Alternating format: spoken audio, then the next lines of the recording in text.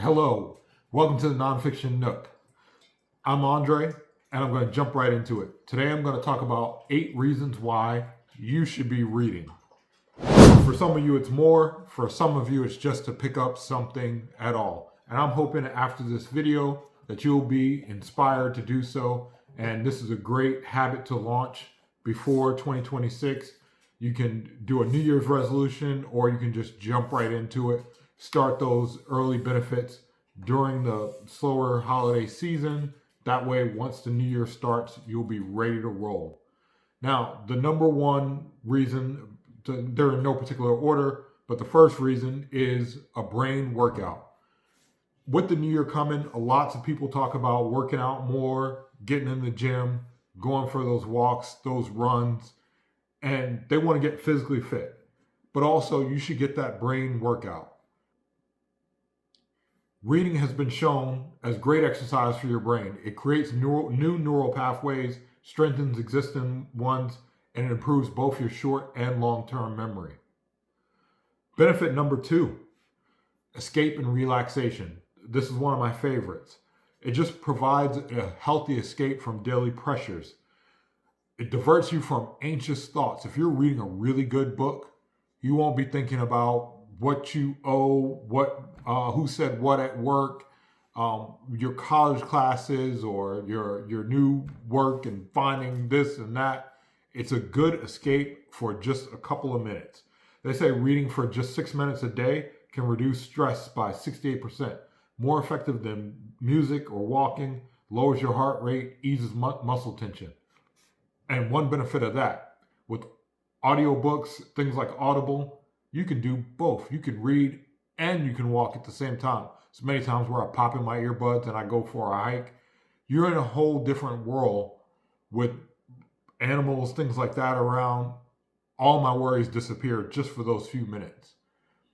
Number 3, and this is one that I tell my kids all the time, expanding your knowledge and enriching your vocabulary. Now, I tell my kids this all the time because in America, at least, you go to school for basically 12 years. Kindergarten through 12th grade. Many people go through college, and then in college it's kind of specialized depending on what you're trying to do. We all know in school they don't teach you certain things. They don't have time. I mean, they have to start off teaching everybody how to read, everybody do basic math, basic English, things like that. And then as you grow, they teach you other things. History is so expansive, they can't possibly teach everything. Today that I'm recording this, it's December 9th. December 7th was a big, well-known date when Pearl Harbor was attacked, let's say. But kids these days would also have to learn about historical events that I didn't have to learn about because they hadn't occurred yet. They have to learn about 9/11, Iraq, Afghanistan, things like that. I'm a little older. None of those events had occurred by the time I was going to school. So historical focus could have been different for us. The reason why I say that is one of my big pet peeves, and I tell my kids all the time, I cannot stand to hear an adult say, well, they don't teach this in school. And especially being from the black community sometimes, that's one thing that I hear about from, they'll bring up some historical event and people will say, well, they didn't teach you about this or that in school. There are so many different events that happen when it comes to civil rights. When you go even from the span of 1860s to 1960s, just 100 years, there's so many different events that happen. It's hard for them to teach you that within the span of just 12 years. And also tell you about the Greeks, the Romans, the this, the that, and current events. There's just no possible way. They have to focus on some things. And yes, we can have that argument, that debate that they could focus on other things here and there and all that and interject things. The main thing is some of these same people that say that, there are times where they may be 30, they may be 40. And at that time, I tell my kids, if you're 30 years old, you could have went to school twice. You could have went to school twice. You could have graduated at 18, started all over again at 18, and gone through high school again and graduated again at 30. Now, From some of those people, I expect to hear that the whole time that they've been reading and expanding their knowledge. You still won't know everything. There's plenty of things that I don't know, even about that period when it comes to civil rights, when it comes to any topic like that. There's times where I watch Jeopardy, and there's times where there's answers that I should know that I just don't know. Where's this river? Where's this country? Things like that. When did this war happen? If it's a major U.S. war, I can at least get that right. But if it's something outside of that, sometimes, and history is a lot bigger than the U.S., a lot bigger than just our geographic location, there's a whole lot to it. Then there's things where I'm like, wow, I didn't know that. All of these things are contained in books, though, and my goal is, as I age, just to learn a little bit more. It doesn't always, sometimes I can only answer Jeopardy questions with the knowledge, but at least it's expanding your knowledge, and you're trying, and you know something, or you have a niche and you can tell something about that niche. You have something that you can talk about. It doesn't have to be civil rights. It doesn't have to be war history. It can even be other things that are not related. There's even benefits to reading fiction and things like that. It's just expanding your brain, expanding your language, expanding your knowledge. Don't graduate at 18 or go to college and then decide to learn nothing else ever again in life. That's it. Benefit number 4, improve sleep quality.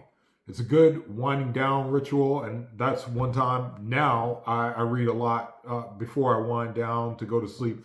Helps you avoid screens. You're not getting that blue light that they talk about so much. It just it doesn't suppress melatonin or anything like that. You're just promoting that cognitive relaxation for better sleep. Benefit number 5, enhance empathy and social skills. Again, like we're talking about, it doesn't have to be civil rights. It could be whatever topic that you're looking at. It's a good way to get diverse perspectives. And this also helps when you have a particular opinion about something, or when you have a way to, when you have something that you're looking to influence, whether it be politics or social change, things like that. You at least want to understand where the other party is coming from and to be able to step into their shoes. It doesn't mean that it's going to change your vote, doesn't mean that it's going to change your mind, but just coming from a different perspective, you can see where they're arguing from, and that helps you as well if you're debating with somebody or if you're advocating for somebody. It helps you persuade because you already know where they're coming from, and you can already answer to what they are looking for, and you can kind of see a way to meet in the middle sometimes, and that's what we're all looking for. Well, benefit number 6, sharpen focus and concentration. Now, this is one where a lot of us talk about these days. People just can't focus. There's different distractions coming in at us. One thing that I've done is just turn off most of my notifications. But reading helps because just for those few minutes of reading, you're not getting distracted by a TV ad, an ad from this, a pop-up from a messenger app, this or that other distraction. It's just a way to just focus for an extended period. And if you're reading a great book, you're really going to want to focus and see what's next. They call it a page turner. You're going to want to turn that next page. You're going to want to see what's next, what's going to occur next, and you'll be surprised. You'll block out almost everything else during that time. Helps elevate your writing skills. That's benefit number 7. It just exposes you to various writing styles, sentence structures, and you start to absorb those different techniques. Also, it helps you communicate better, helps you expand your vocabulary, helps you come up with new ideas, and helps inspire you and helps you be a better communicator overall. And finally, number 8, reading is just a healthy way to escape. It helps you temporarily disconnect from daily pressures. It helps you broaden out your imagination. I just read Piranesi, which is a fantasy, and this is the Nonfiction Nook. I normally read, nonfiction, biographies, things like that. And I went and expanded, read something that just for those really 2 days that I was reading it, it just helped me escape to a different world. I could visualize what Piranesi was seeing in the way that the author was describing the world in his mind. and I can say, okay, well, what's that next step going to be? It just helps take you away from life's daily problems sometimes. So all that to say, I'll wrap this up. I hope that you pick up a book. I hope that if it's been a year, if it's been 2 years, or if it's been a month, I hope that you pick up another one and just start. You don't have to read it all today. You can try different styles. If you've been reading something and it's just a slog to get through and you just want to put it down, go ahead, put it down. This isn't school. Nobody's going to say that you have to finish this by that. Hey, pick up something that you really like, that it inspires you to turn the next page. I'm going to go over, if you have a busy life, one of my next videos is going to be what to do if you have a busy life, because there's still techniques. I'm a parent as well. There's still techniques to get your reading done when you have a long commute, when you have kids, responsibilities where you have to go pick up people and you have to make dinner and things like that. Don't be frustrated if you can't, spend 2 hours a day sitting behind a novel and things like that. There are other ways to do it. I'm here to inspire and encourage you and share along in the reading journey. Thanks for watching.